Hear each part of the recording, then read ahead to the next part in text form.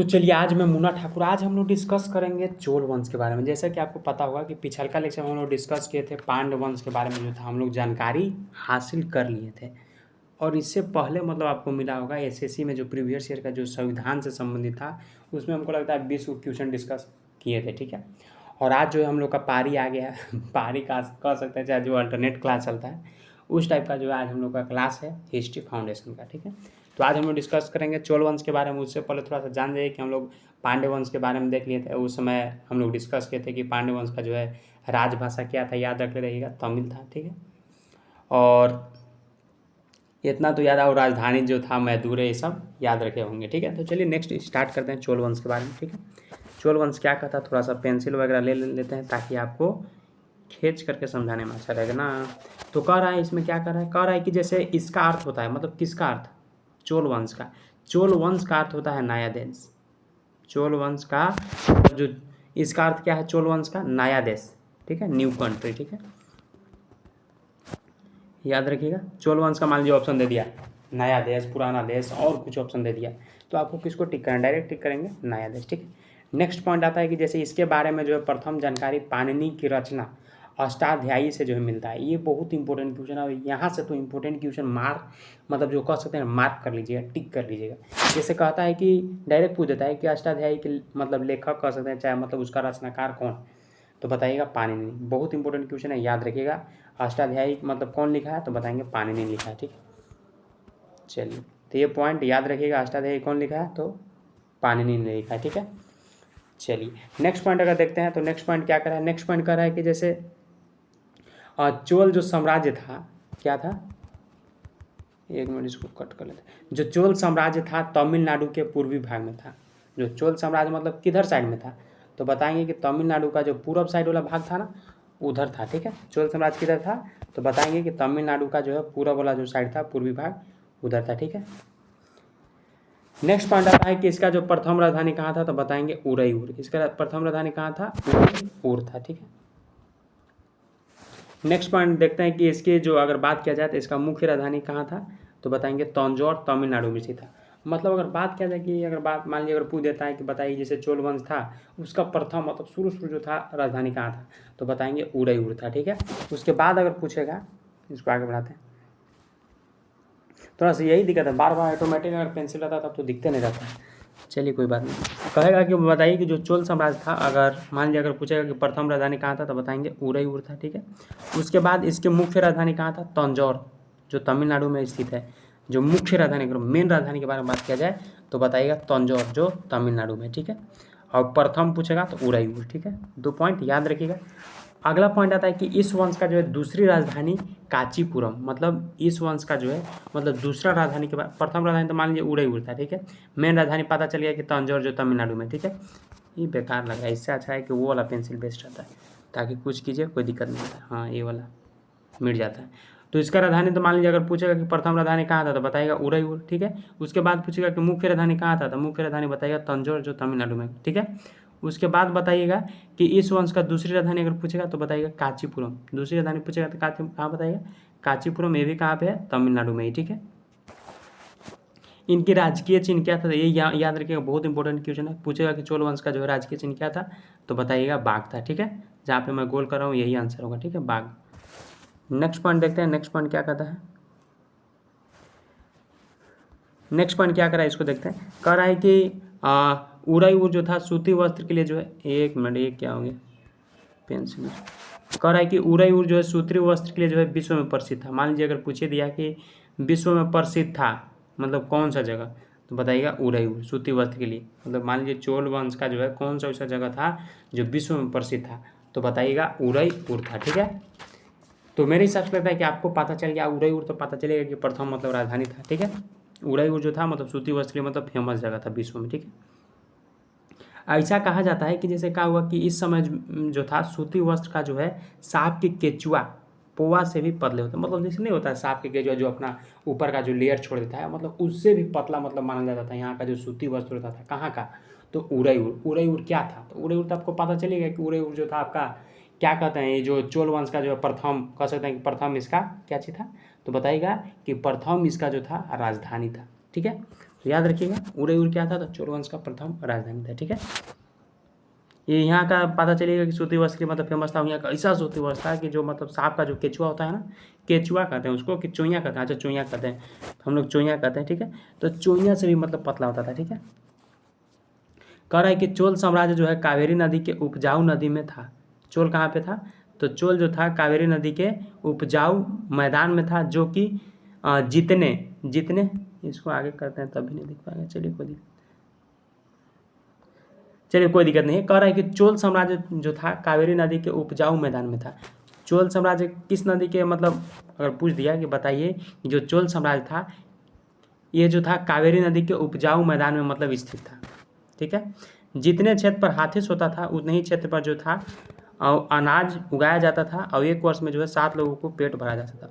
मतलब खेती वैसा खास होता नहीं था, लेकिन वहाँ का उपजाऊ इतना था, जैसे को नहीं होता कि 10-20 एकड़ में आदमी खेती कर दिया तो मान लीजिए उतना खेती हो, लेकिन कम में खेती होता था, लेकिन इतना ज़बरदस्त होता था कि मत कहिए। ठीक है, मान लीजिए हाथी है, ठीक है, एक रूम में सोएगा, सपोज कीजिए एक रूम के बराबर होता है होगा, एक रूम में अगर सोता है, लेकिन वहाँ पे 1 साल तक 7 गो आदमी खाया। तो सोच सकते हैं कितना वहाँ का जो है खेत जो था मतलब पूरा उपजाऊ था। ठीक है, तो ये पॉइंट क्लियर रखिएगा, इसमें वैसा कोई नहीं। तो मान लीजिए जानकारी था कि मान लीजिए जो चोल साम्राज्य था कावेरी नदी के उपजाऊ मैदान में था, जहाँ पे मान लीजिए जितना हाथी सोता था उतना बराबर मतलब खेत था, वहाँ पे इतना उपजाऊ था कि मतलब 1 साल तक मतलब 7 गो आदमी का पेट भर सकता था। बस यही पॉइंट था। ओके, अगला पॉइंट क्या कहता है, अगला पॉइंट कहता है कि जैसे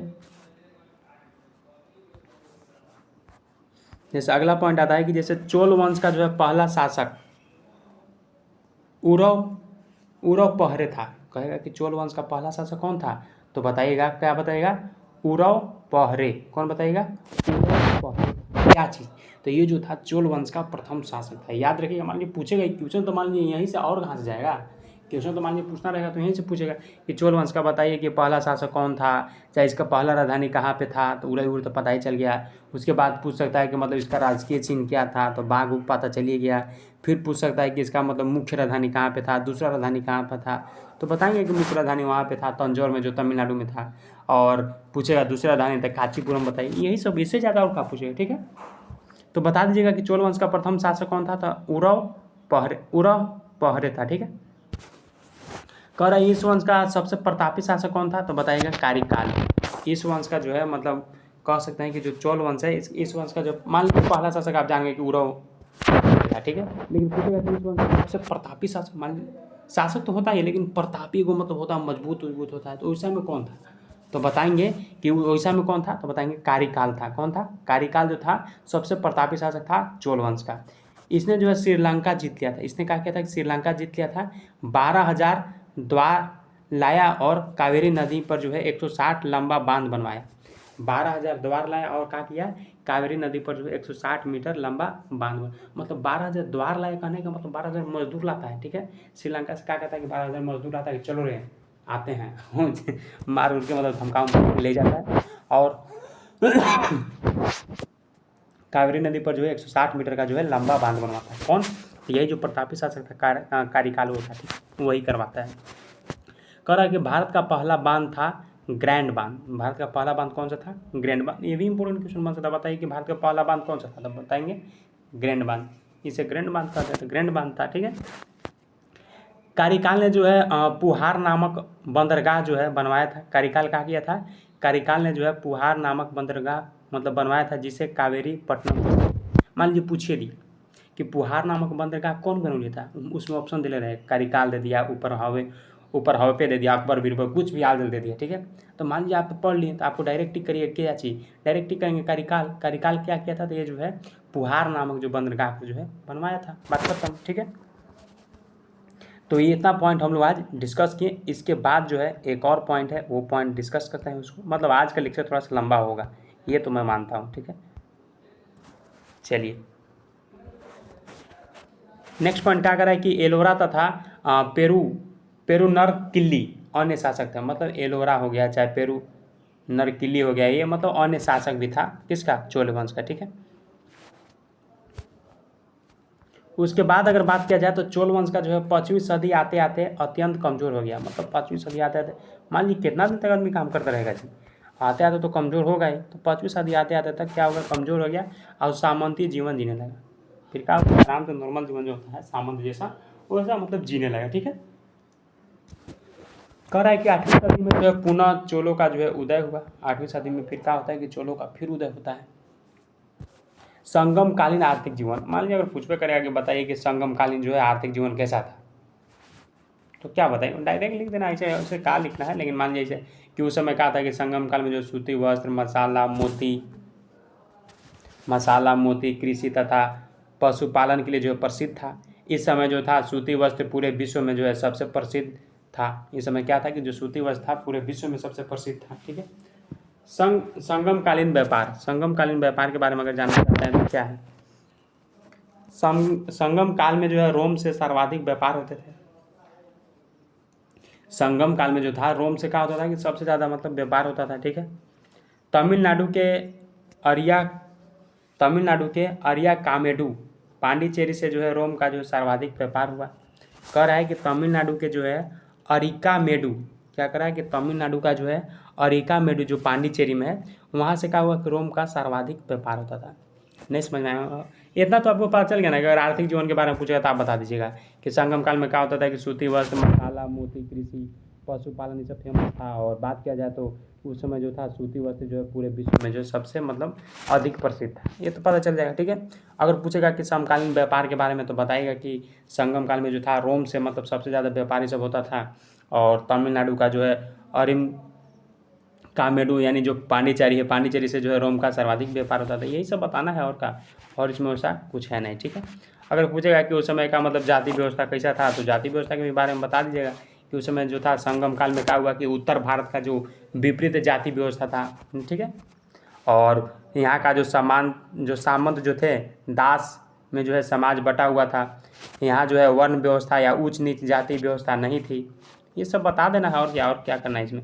फिर कह रहा है कि संगमकालीन धार्मिक जीवन, यानी संगम काल में जो सबसे प्रमुख देवता कौन थे, तो मुरुगन थे। कौन थे, तो मुरुगन थे। ठीक है, जिन्हें वर्तमान में जो है सुब्रमण्यम कहा जाता था। अगर मान लीजिए पूछेगा कि इसमें धार्मिक जीवन के बारे में तो बताइएगा कि उस समय मतलब संगम काल में जो प्रमुख देवता थे मुरुगन थे, और जिन्होंने वर्तमान में क्या किया, सुब्रमण्यम कहा जाता है। यही सब बता देना, और इसमें वैसा क्या पूछेगा, और कुछ नहीं पूछेगा। दूसरे प्रमुख देवता तो कार्तिकी गणेश जी के भाई थे। संगमकालीन बंदरगाह के बारे में, तो संगमकालीन बंदरगाह के बारे में अगर पूछेगा तो बताइएगा यही कि जैसे संगम काल के जो है तीनों ही वंश के पास जो है अपने अपने बंदरगाह था। जैसे चेर बंदरगाह हो गया, किसके पास, बंदर चेर। पुहार तथा उरई ये हो गया चोलों का मतलब बंदरगाह। और पांडवों का क्या था, इन लोग का था सालियूर एवं कोरकाय। मतलब ये जो है बहुत इंपॉर्टेंट है। अगर पूछेगा चेर वाला के, चेर चोला पांड है ना, तो ये सब का बंदरगाह कौन था, तो चेर का याद रखिएगा, बंदर चेर हो गया। फिर चोल का क्या हो गया, पुहार तथा उरई दुग हो गया इसमें। ठीक है, और सालियू एवं कोरकाय ये जो हो गया आपका पांडे का। ठीक है, ये सब पॉइंट याद रखना है, और क्या इसमें और क्या है। फिर अगला पॉइंट आता है जैसे संगमकालीन साहित्य के बारे में पूछेगा तो संगमकालीन साहित्य के बारे में क्या बताएगा, यही बता देना। जैसे मान लीजिए कि संगमकालीन जो साहित्य था उस समय तमिल भाषा में मतलब लिखा गया था। ठीक है, उसके बाद मान लीजिए इन्हें जो है तमिल कम या कह सकते हैं द्रविड़ साहित्य भी मतलब कहते थे। और जो निम्नलिखित तोल्कापियर, ये तो बहुत इंपॉर्टेंट, तोल्कापियर इसका संबंध व्याकरण से है। ठीक है, और थोड़ा सा पेंसिल ले लेते हैं, व्याकरण से है। और जैसे तिरुकुराल या कह सकते हैं कुराल, इसे जो है तमिल साहित्य का जो है बाइबिल या कह सकते हैं एंजिल कहा जाता है। मान लीजिए अगर पूछे दिया कि जैसे तमिल साहित्य या बाइबिल, तमिल साहित्य का जो है बाइबिल किसको कहा जाता है, तो बताएंगे तिरुकुराल या कह सकते हैं कुराल को। ठीक है, जीवक चिंतामणि इसका जो संबंध जैन धर्म से है। ठीक है, पेंसिल ले लेते हैं। जीवक चिंतामणि का संबंध किससे है, तो बताएंगे इसका संबंध जो है जैन धर्म से है। इसकी रचना तिरुत्वक देवर है। ठीक है, शिल्पादि क्रम के बारे में अगर बात करना होगा तो बताइएगा कि ये सब हम जो बात कर रहे हैं सब साहित्य के बारे में, आपको पता चल रहा है ना, ऐसा नहीं कि मतलब बात हो रहा पता ही नहीं चल पाए। ठीक है, तो शिल्पाधिकारम के बारे में अगर बात किया जाए तो इसका संबंध जो है जैन धर्म से है। इसमें जो है नूपुर यानी पायल की कहानी है। इसे जो है तमिल काव्य का जो है इलियट भी कहा जाता है। ठीक है, ये सब है, और क्या, और वैसा कुछ है नहीं। ठीक है, अगला पॉइंट है जैसे, अगला पॉइंट क्या है, कह रहे हैं कि राजा कोवलन अपनी पत्नी कनगी को छोड़कर माधवी नामक नर्तकी के जो है प्रेम में पड़ जाता है और अपने धन को लुटाने के बाद जो है पश्चात होता है और अपनी पत्नी को जो है पास लौटाता है। उसकी पत्नी कनगी ने उसे अपना पायल दिया, जिसे जो है बेचकर वे मैदुरे में जो है व्यापार प्रारंभ कर दिया। किंतु जो है कोवलन पर जो है मैदुरे की रानी पायल चुराने का आरोप लगा दिया और उसे फांसी दे दी गई। कोवलन की पत्नी जो था कनगी ने जो श्राप दिया था कि जिसे मैदुरे शहर का नष्ट हो। नहीं समझ में आएगा। जो ये मान लीजिए जो शिल्पा अधिकारा जो है इसका संबंध किससे, तो इतना तो पता चल गया कि जैन धर्म से संबंध है। इसमें जो नूपुर पायल की कहानी है शिल्पाधिकारम है, इसमें जो नूपुर मतलब कह सकते हैं जो पायल की जो कहानी है, इसमें जो है तमिल काव्य का इलियट भी कहा जाता है। देखते हैं क्या कहानी है। जिसे कह रहा है कि जो राजा कोवलन है अपनी पति कनगी को क्या करता है कि छोड़ करके जो है माधवी नामक नर्तकी के प्रेम में फंस जाता है, ठीक है। और अपने धन को लुटाने के लिए मतलब क्या करता है ये राजा, अपना धन को लुटाने के बाद जो है उसके पश्चात होता है कि अपनी पत्नी के पास लौटता है। मतलब धन लुटाने के बाद क्या करता है, अपना पत्नी के पास पहुँचता है। उसकी पत्नी कनगी ने क्या करता है, उसने अपना पायल दिया, ठीक है। कहा कि ठीक है लीजिए, अब क्या करिएगा, जो होना था तो हो ही गया, एंजॉय कर भी किया आप। जिससे जो है बेच कर क्या करते हैं कि मैदुरे में जो है व्यापार प्रारंभ कर दिया। मैदुरे में जो है क्या कर दिया वो व्यापार प्रारंभ कर देता है। किंतु कोवलन पर जो है मैदुरे की रानी जो था पायल चुराने का आरोप लगा देता है। मतलब स्टार्ट करता है बिजनेस के लिए, लेकिन पायल चुराने का जो है आरोप लगा देता है। और क्या करता है, आरोप लगा दिया और क्या हुआ कि उसे जो है फांसी दे दी गई राजा को, ठीक है। कोवलन की पत्नी जो था कनगी ने जो श्राप दिया था कि मैदुरे शहर का जो है नष्ट हो जाएगा। जो कोवलन की पत्नी था वो क्या किया था कि श्राप दिया था कि जो है आपका जो शहर उहर जो है नष्ट हो जाएगा। कहानी तो समझ में आया ना, कहानी क्या करा था उसे। पहले बात यही हुआ कि जैसे राजा कोलवन, एक बार फिर से पढ़ लेते उसके बाद आपको अच्छा समझ में आ जाए। जो राजा कोलवन था अपनी पत्नी कनगी को छोड़ करके मतलब दूसरा पत्नी के साथ एंजॉय करता है, ठीक है, प्रेम में फंस जाता है, ठीक है।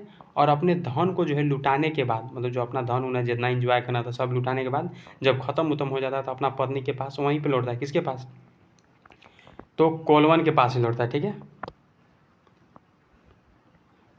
तो अपना जो मतलब उसका पत्नी कौन था, कनगी को छोड़ करके माधवी नामक मतलब नर्तकी के पास चल जाता है। तो फिर मतलब वहाँ से जब इंजॉय कर लेता है उसके बाद लौटता है कनगी के पास, ठीक है।